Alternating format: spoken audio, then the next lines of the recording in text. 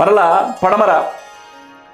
పడమర ఎత్తు ప్రభావాన్ని పైకెత్తు అనగా మనం ఎంత ఎఫర్ట్ పెడుతున్నామో, ఎంత హార్డ్ వర్క్ చేస్తున్నామో దానికి తగ్గ రిజల్ట్ అనేది రాదు. కానీ ధనానికి సంబంధించి మాత్రం ఎటువంటి ప్రాబ్లం కూడా ఉండదు ఈ గృహంలో నివసించేటువంటి వారికి.